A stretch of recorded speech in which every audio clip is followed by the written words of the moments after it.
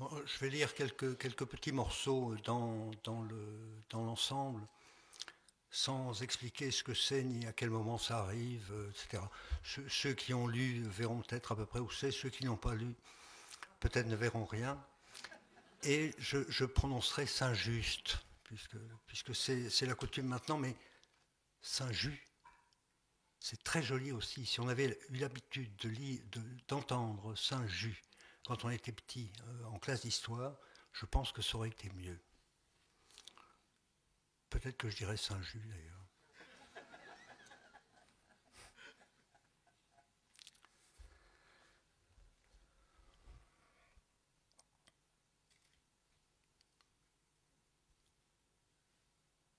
Vous les voyez, monsieur? Tous les 11, de gauche à droite. Biot, Carnot, Prieur, Prieur, Couton, Robespierre, Collot, Barrère, Lindet, Saint-Just, Saint-André. Invariables et droits. Les commissaires. Le grand comité de la Grande Terreur. 4 mètres, 30 sur 3, un peu moins de 3. Le tableau de Ventose. Le tableau si improbable, qui avait tout pour ne pas être, qui aurait si bien dû ne pas être, que planté devant, on se prend à frémir qu'il n'eût pas été. On mesure la chance extraordinaire de l'histoire et celle de Corentin. On frémit, comme si on était soi-même dans la poche de la chance. Le tableau, peint de la main de la Providence, ainsi qu'on aurait dit 100 ans plus tôt, ainsi que Robespierre le disait encore chez la mère Duplay, comme s'il eût été dans Port-Royal. Le tableau fait d'homme, dans cette époque où les tableaux étaient faits de vertu. Le très simple tableau, sans l'ombre d'une complication abstraite.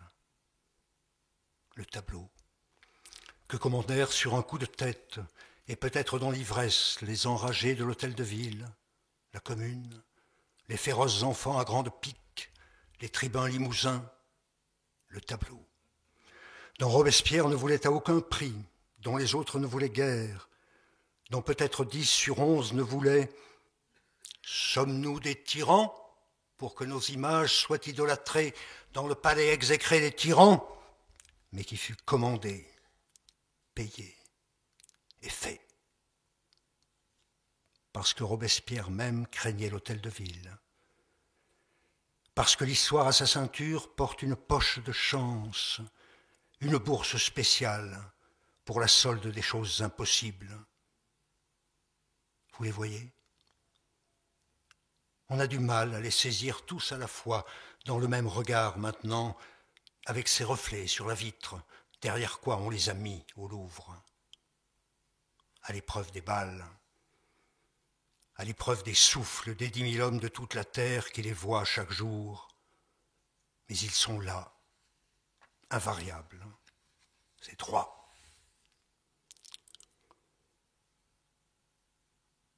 À quoi pensez-vous, monsieur, devant la grande vitre, le reflet derrière quoi il y a des figures levées qui regardent vers vous?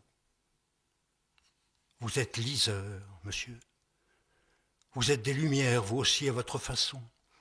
Et par conséquent, vous connaissez un peu ces hommes de derrière la vitre. On vous a parlé d'eux à l'école et dans les livres.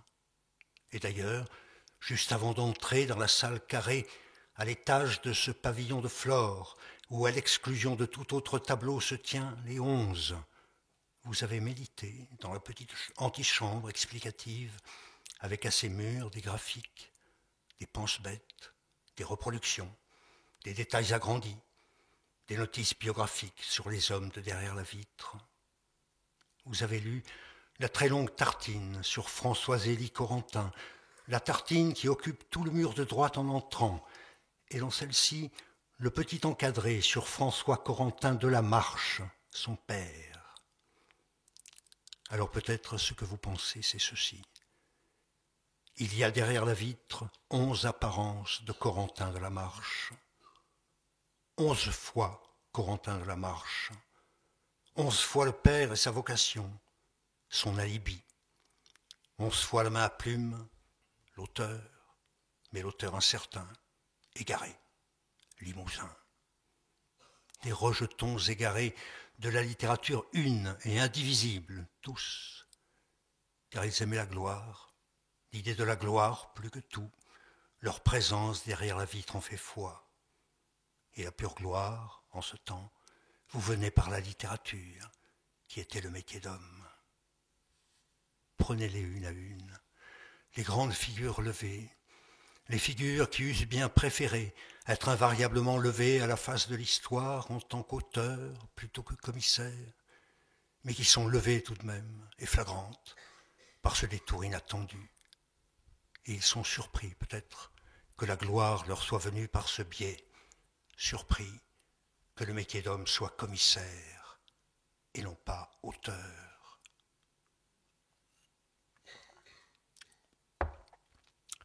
De gauche à droite donc, les auteurs au nombre de 11. Biot, Varenne, ci-devant de Varenne, comme Corentin était de la Marche, que les sans-culottes appelaient le Roussin d'Arcadie, à cause de son poil carotte et de son goût pour Anacréon. Biot, qui fit Morgan, opéra. Polycrate, opéra. Qui, sous sa perruque rousse au Louvre, a peut-être souvenir aussi d'avoir fait pour commencer, dans ses petits débuts à La Rochelle, une femme comme il n'y en a plus, comédie. Oui, sous la perruque de feu au Louvre, c'est à cette comédie légère qu'il pense, ce sont ces vers badins qu'il se dit. Et une fois de plus, sous sa sérieuse figure, il est stupéfait que ces pièces n'aient pas eu le moindre écho, soient tombées sans intermédiaire de sa main dans le gouffre. Allez, monsieur, poursuivez. Carnot, qui fut de la société poétique des Rossati d'Arras avec Robespierre, et dans cette concurrence de jeunes poètes Rossati, commença à aimer et haïr Robespierre, qui eut sa première célébrité pour des églogues à Bacchus, à Libère, à Pomone, les petits dieux romains, qui n'avait pas vraiment pour vocation d'ensanglanter l'Europe, de hacher au canon les sapinières du Nord, les chênaies du bocage, de placer les généraux de 14 armées devant la très simple alternative de la victoire ou du couperet, mais de se promener l'après-midi, l'été, dans de grands jardins, sous la fraîcheur des feuilles, avec sous le bras son petit calepin, d'y convoquer des êtres de fraîcheur, Bacchus, Libère, pour que Bacchus et Libère consacrent dans la langue des dieux sur le petit calepin l'immortalité de Carnot, qui est connu pour le reste, le couperet, le canon, pas Libère. Sous le même reflet de la vitre, à côté de Carnot, prieur, officier et poète élégiaque sans audience à Mâcon, et prieur, l'autre, avocat et poète épique sans audience à Châlons. Puis, l'éclat jaune, la chaise, qui jamais n'a rien écrit. Au beau milieu de l'éclat jaune, Couton, dont on a un drame plein de sensibilité et de larmes et sensibilité, prodiguées pour rien dans la noire Clermont d'Auvergne, pour des publics de basalte. Sur sa chaise de couleur citron au Louvre, au cœur du tableau, sur sa chaise de paralytique, citrine, soufrée, solaire, avec des larmes, il se redit la chute noire de son drame, parmi les éboulis de basalte. Robespierre, qu'on ne commente pas. Collot, ah monsieur, Collot, qu'on peut commenter jusqu'à demain, qui était d'Herbois, comme Corentin était de la Marche, qui fut homme de théâtre, comédien, dramaturge, quelque chose comme un second Molière, qui écrivit 50 pièces qui se vendaient bien et se jouaient bien, mais tombaient directement de sa main dans le gouffre, qui buvait comme 4 pour faire venir le verbe et ne pas trop voir que son verbe à lui tombait droit de sa main dans le gouffre, qui traduisit Shakespeare et le joua en costume sur une scène exiguë, avant de le jouer pour de bon sur la scène de l'univers, c'est-à-dire à Lyon, en novembre, dans la plaine des Brotteaux, où sur ses ordres on amenait devant des fosses ouvertes des hommes attachés par 10, par 100, et à 10 mètres de ces hommes, il y avait les bouches de canons chargées à mitraille, 9 canons de marine montés de Toulon par le fleuve, 9 canonniers au garde-à-vous, la mèche allumée dans novembre, et Collot était là, non pas en fraise élisabéthaine, mais avec le chapeau à la nation, l'écharpe à la nation, debout, shakespearien, mélancolique, hagard, limousin, peut-être ivre, avec son bras levé, avec son sabre au bout, comme une baguette de maestro pour commander le feu, et quand Collot baissait le bras, le monde disparaissait au profit de l'émoi de 9 canons de marine. C'est plus fort, monsieur, cela. Plus fort et enivrant, et peut-être plus littéraire même que toutes les répliques de Shakespeare. On le sent dans le secret de son cœur, malgré qu'on en ait.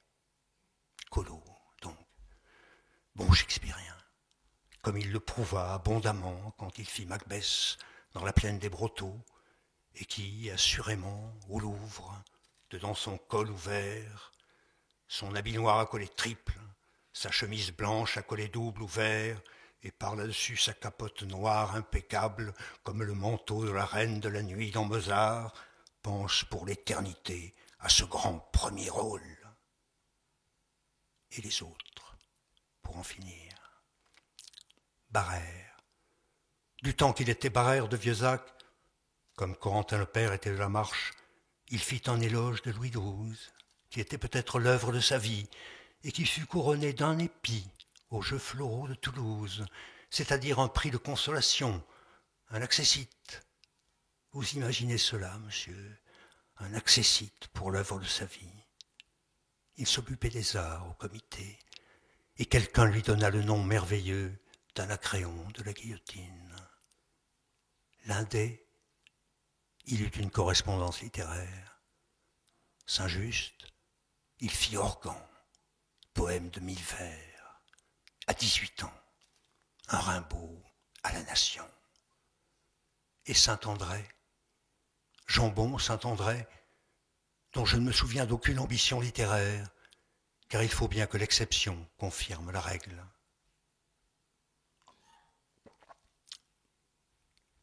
Ah, tout cela, monsieur, que ce soit des auteurs, c'est-à-dire des hommes des Lumières, de puissantes machines à augmenter le bonheur des hommes tout en augmentant leur propre gloire, mais des auteurs à la façon limousine, de puissantes machines détraquées, des veufs de la gloire littéraire, que sais-je encore. Tout cela est du ressort de la petite antichambre. Tout cela est marqué sur les pense-bêtes. Cela ne se voit pas sur le tableau, car c'est un bon tableau. Pas de plume d'oie ni de muse, pas de front pensif, pas d'intériorité intempestive. Mais je me plais à croire, moi, que Corentin y a mis son père 11 fois, comme il y a mis 11 fois, diversement et miraculeusement, tout ce qui était sa vie, son amour et son exécration, son pardon. Et bien sûr, il y a mis aussi 11 fois la revanche irréelle de son père, la défaite réelle de son père, debout. C'est étrange, monsieur.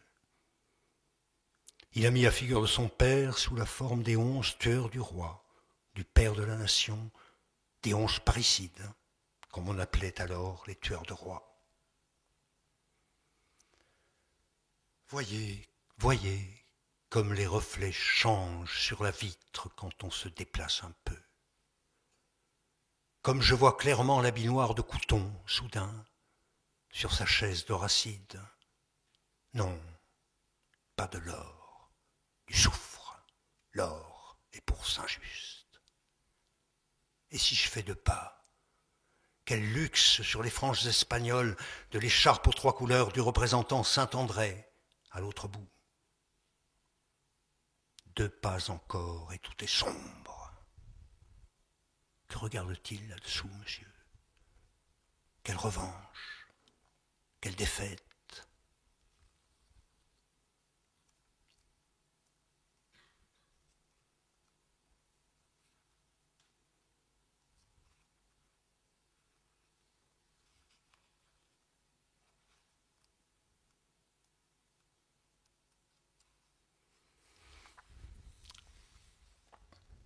J'ai un petit peu de la commande du tableau, c'est assez compliqué.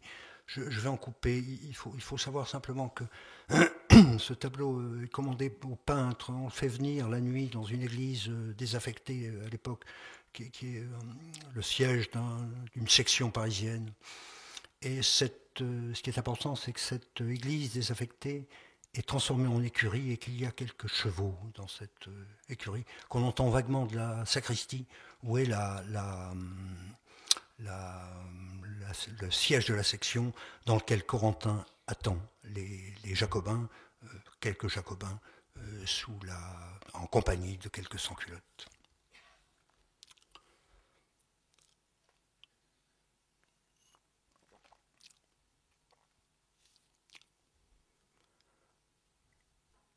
Le tableau fut commandé en Nivose, et non pas en Ventose, comme on l'a dit, comme on continue à le dire, parce que l'histoire arrange les choses à sa façon. Parce que l'après-coup est grand seigneur et a tous les droits, monseigneur l'après-coup. Parce que Ventose fut le mois le plus noir de cet hiver de l'an 2 où tombèrent les factions, où aussi furent élaborés et promulgués les arides décrets de Ventose, terribles aux suspects, pleins de zèle compatissant pour les malheureux, désespérant les premiers, donnant aux seconds l'espérance fantôme de pain et de toit, donnant le là de la grande terreur. Parce que ce fut aussi le mois le plus froid. Parce que tapi dans ce grand froid, et son cœur ayant froid, Robespierre sortit le couteau pour raser de droite et de gauche les modérantins et les exagérés, le beau couteau nommé Saint-Just. Parce que le vent de Ventose sonne plus théâtralement que la neige qui gît doucement dans Nivose.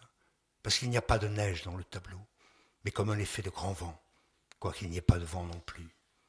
Parce que surtout, vous le savez, dans un amalgame hardi, romanesque, certains ont, dès l'Empire, appelé ce tableau définitif le décret de Ventose. Non, c'était avant. Il fut commandé dans les 2 mois précédant Ventose, en Nivose en 2, le 15 ou le 16 Nivose, soit autour du 5 janvier 1794, vers la ci-devant Épiphanie, jour des rois. Il gelait à Pierrefonds, etc., etc. Corentin. Bon, il attend longuement, il s'amuse aussi avec des reliques de saintes qu'on n'a pas encore brûlées, mais dont on a pris les chasses en or et en bronze pour les brûler, pour les fondre à la monnaie, pour faire des canons ou des pièces de monnaie, etc. Il pensa aux autres femmes mortes, laissées, parties. Puis il n'y pensa plus, car ils étaient là. Minuit était largement passé. Ils entrèrent vite dans la chaleur, tous les trois, houppelande relevée sur le nez, chapeau à 2 cornes enfoncé sur les yeux, cocarde, bottes. Le troisième homme plus d'aplomb que les autres. Ils jetèrent les houppelandes et les chapeaux à côté du buste de Marat, sur la petite table en entrant, comme l'avait fait Corentin, du manteau couleur de fumée d'enfer. Corentin les avait situés tout de suite. Ils se tournèrent vers lui. Il reconnut pleinement les traits surgis dans la lueur du feu et de la grande lanterne. Le cheveu plat et la sale gueule du premier. Le cheveu très blond et fourni, flamand, et l'œil globuleux, flamand, stupéfait mais impassible, du second. Le cheveu plat aussi, raide et en pluie, le petit anneau d'or à l'oreille, le teint de cuivre et l'aplomb vertigineux, quoiqu'il fût plutôt petit, du troisième. C'était bien eux, dans l'ordre. Léonard Bourdon, le glapisseur, le ci-devant maître d'école, aujourd'hui chantre de la déesse Raison, défanatiseur et régénérateur, fondeur de cloches et de chasses, le gringalet, qui par la voix était une meute à lui tout seul. Prony, l'homme aux mains d'or, le banquier des patriotes. Corentin fut surpris qu'il fût là. Il le croyait sous le coup d'un mandat d'amener et en fuite. Le troisième homme était Collot d'Herbois. Il les connaissait tous les trois, mais Collot, il le connaissait autrement. Il y avait longtemps qu'il ne l'avait vu. Il était son ami en quelque façon, depuis qu'en 1784, à Combleu, l'année des Sibylles, Collot, préparant au théâtre d'Orléans qu'il dirigeait un spectacle, Corentin avait planté pour lui les décors et conçu les costumes d'un Shakespeare édulcoré, comme ils en avaient le secret en ce temps, traduit et adapté par Ducis ou Collot lui-même, qu'il avait beaucoup revu, parce qu'il se prisait fort sur des points que je vous dirai peut-être. Collot, avec qui il avait fait toute la Révolution, en somme, les belles années, qu'il avait introduit un peu partout auprès des nouveaux pouvoirs, avant que les choses tournent bizarrement, que Collot, dans ce tournant bizarre, prenne toute sa mesure et son envol, et qu'il ne se voit plus. Il l'embrassa. Ils eurent l'un et l'autre dans les yeux l'air de famille qui leur était habituel quand ils se revoyaient, comme en miroir, le même enjouement sombre, et plus enjoué encore que sombre chez Corentin, mais pour Collot, aujourd'hui, plus sombre qu'enjoué. Il était un peu allumé, comme d'habitude. L'eau de vie, les gosilements aux Jacobins, l'aplomb, le panache, la puissance, la peur, le zèle compatissant pour les malheureux, qui lui était une très forte et durable niaule. Mais pour le reste, il parut à Corentin un peu changé. Il venait de rentrer de sa longue mission à Lyon, du vertige proconsulaire, du carnage. Il avait exercé le pouvoir absolu sans parapet. Il avait vu le gouffre et le dieu des armées. Le teint de cuivre était plus rouge que d'habitude, et à l'enjouement sombre se mêlait de l'absence. Corentin vit tout cela très vite. Les trois Jacobins étaient déjà attablés, rompaient le pain et attaquaient le lard. Broglie était le mieux assis, dans un fauteuil de prince ou d'évêque de riche couleur, les deux autres sur des chaises de part et d'autre. Bourdon, en mangeant, commentait la séance aux Jacobins en phrases courtes et sibyllines que Corentin suivait mal, où il était question de Maximilien, de Camille qui était cuit, de Danton qui était cuit, des cordeliers qui ne se laisseraient pas faire, de la guerre, de la peur, de la force, des forces affrontées, de Robespierre encore, ce dernier nom un peu détaché, comme tombant d'un nuage ou sortant d'une crypte. Collot opinait parfois. Broglie ne disait rien. Ils offrirent à Corentin du vin de Clamart, qu'il buvait dans des verres d'aristocrates que les sans-culottes avaient disposés là, devant leur prince. Bourdon, d'ailleurs, assez vite ordonna à ces derniers de disparaître, et, comme il sortait, « Brûlez-moi ces saloperies », ajouta-t-il en désignant le petit sac d'os. Du Croquet, qui venait de regarnir le feu, le jeta dans la belle flamme claire, où il s'embrasa et disparut à l'instant, comme un paquet d'étoupes. Du Croquet regardait ça, avec une sorte de mélancolie ou de regret. « Qu'est-ce que tu attends » dit Bourdon. L'autre demeura un instant stupide, puis il éclata de rire et tourna les talons. On entendit encore les 4 limousins de service dans la nef s'occuper bruyamment des chevaux, puis les pas détalèrent sous les voûtes. Il n'était plus là. Ce ne fut pas Bourdon, ce fut Broglie qui parla. Il fit taire Bourdon. Il se tourna à demi vers Collot et lui fit une brève question à voix basse, où Corentin crut entendre les mots de confiance et de secret. « Oui », dit plusieurs fois Collot, d'une voix haute et ferme. Broglie regarda Corentin avec ce mélange de dégoût et de considération qu'il suscitait souvent, contre son gré ou pas, on ne l'a jamais su. Il dit « Tu veux honorer une commande, citoyen peintre ?» La question le surprit et l'amusa. Elle le rajeunit aussi. Des commandes de particuliers, il n'en avait plus vraiment. Non pas qu'il chômât, bien au contraire. Il travaillait au comité des arts, pour la nation, c'est-à-dire pour David, sous David. Sous les ordres de David, il bricolait des statues de la liberté, des niveaux de l'égalité, des bonnets rouges sur des jupettes de Sparte, des ex-voto à Jean-Jacques Rousseau, des fariboles. Ils étaient pour se faire toute une équipe. toute la peinture de France, ou ce qu'il en restait. Car David ne perdait pas le nord et avait besoin de main-d'œuvre. Et s'il avait évincé, emprisonné et exilé tous ses rivaux directs, ceux de sa génération, les quarantenaires, il avait gardé les vieilles mains des has-beens, Fragonard, Greuze, Corentin. Et bien sûr aussi les mains vives et les dents longues des Genot, Ficard, Gérard, Prudhon, l'atelier de David, Fretin, dont il fallait se méfier comme de la peste. David, qui craignait Corentin parce que c'était un maître, le méprisait aussi parce qu'il était vieux, tiépolien, obsolète, mais il l'employait. Il savait que Corentin craignait David plus qu'il ne le craignait, lui, car David siégeait au comité de sûreté générale. En tant que tel, il mettait son paraphe à côté de ceux des 11, en bas des décrets. Il avait l'oreille de Robespierre, et son autre oreille et son œil en coin traînaient somnambuliquement dans Sparte, d'où lui arrivaient ses modèles, ses plans et ses lubies, que Corentin exécutait très sérieusement, avec un grand fou rire intérieur. Tu veux honorer une commande, citoyen peintre? Oui, il le voulait bien. Il le voulait, peut-être. Il le dit. Il répondait à Proli sans le regarder vraiment, son regard fuyant sur le buste de Marat, les chapeaux à deux cornes posés devant comme des offrandes, le feu, le vin. Le feu mourait.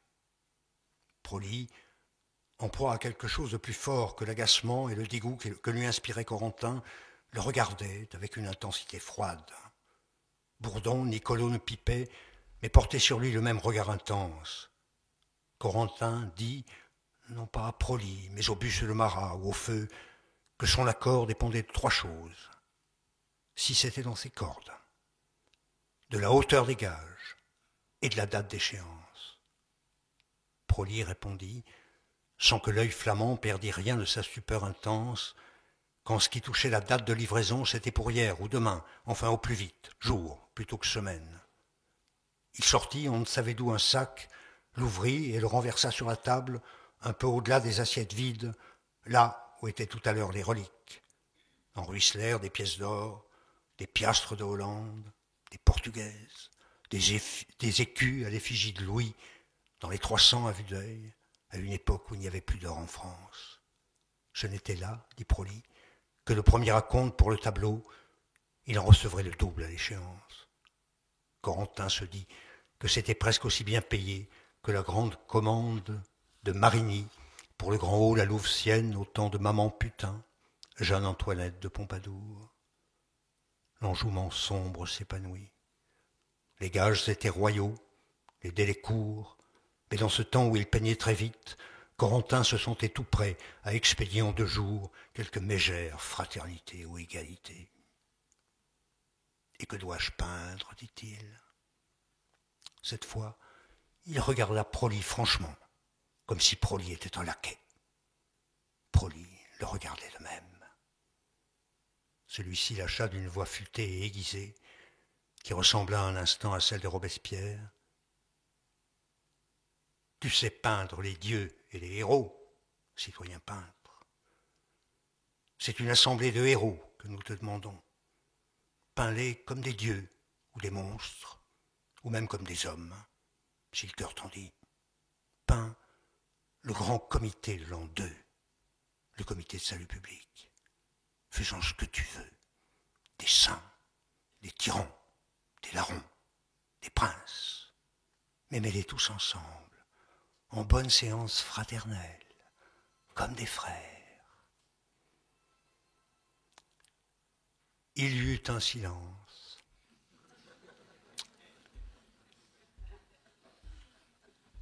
Il y eut un silence. Le feu était mort. La lumière seule de la grande lanterne carrée tombait d'aplomb sur l'or répandu, à la place exactement où reposaient tout à l'heure les vieux os. Les visages étaient dans l'ombre. Soudain, de l'autre côté du mur, dans l'église Saint-Nicolas, un cheval invisible s'ébroua violemment et s'enleva des 4 fers. On entendit les sabots retomber comme des marteaux sur le pavé vide du vaisseau vide. Il poussait à plein naseau un cri de trompette. On aurait dit qu'il riait. Ils rirent aussi tous les quatre. Corentin, riant toujours, se leva et remit posément les pièces d'or dans le sac, en boucla le lacet, le prit. Il dit que c'était oui. Peut-être encore un tout petit morceau, la fin, l'extrême fin. Parce que c'est une histoire de chevaux aussi.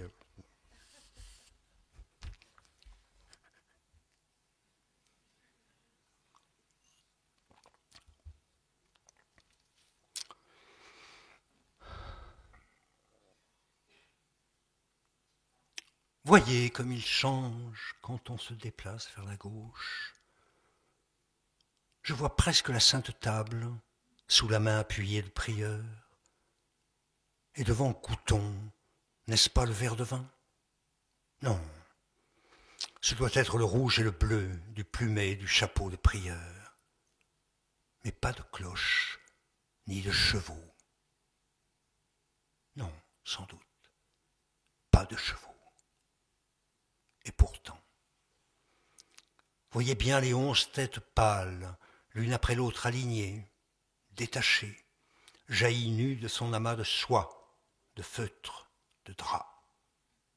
Les 11 masques, Biot, pâle et long, issus de l'habit noir sous la crinière de feu, Carnot pâle, issu de la houppelande noire, les 2 prieurs émergeant du casaquin à la nation, la tête chue plus bas de Couton assis, porté par la double robe de soufre et de basalte, et de nouveau à la bonne hauteur, la face pâle de Robespierre offerte dans la défroque plus noire que noire, et le masque nommé Collot, suspendu au-dessus de sa pyramide de collet renversé, et tous les autres à l'avenant, jusqu'à Jambon, jaillis du casaquin tricolore redondant.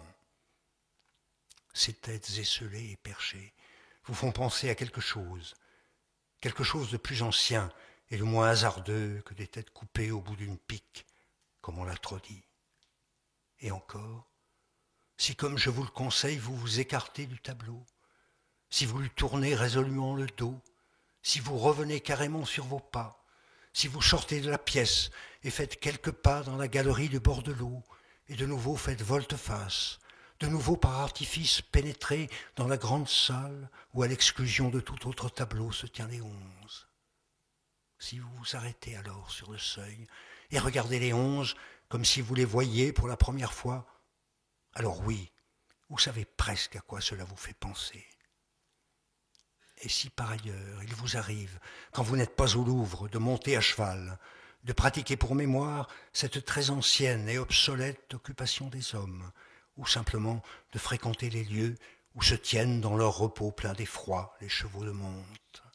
Et si encore peut-être, vous vous souvenez d'un jour où, venant de l'autre bout du pré et approchant à votre pas de l'angle largement ouvert de l'écurie où font front un à un dans leurs boxes alignés les chevaux, dont vous ne voyez que les têtes, découpées et bien mises en valeur par la petite porte basse qui dérobe leur corps, d'où elles apparaissent comme suspendues là-haut par la vertu du Saint-Esprit, spectrales, vivantes, figées dans l'étroit et la lente expectative des bêtes.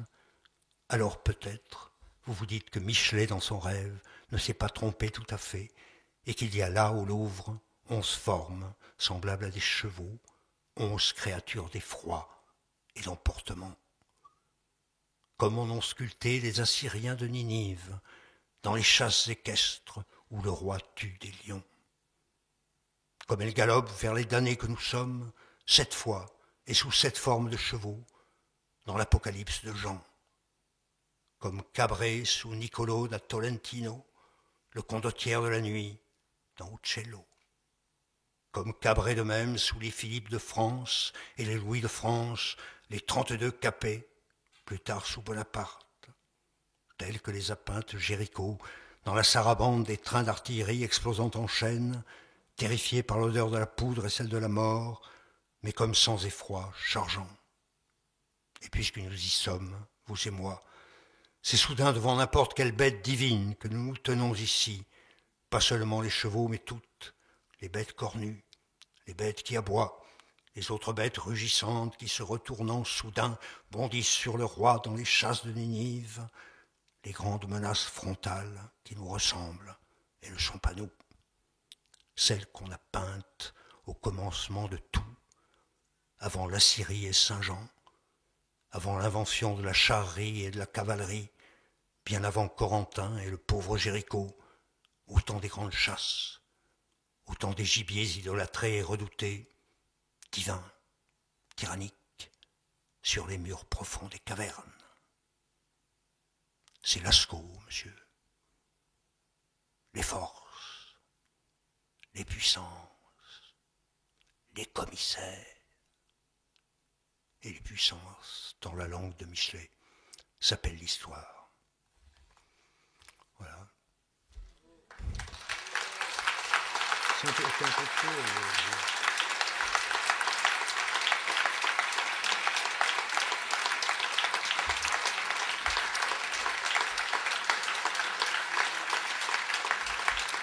Merci.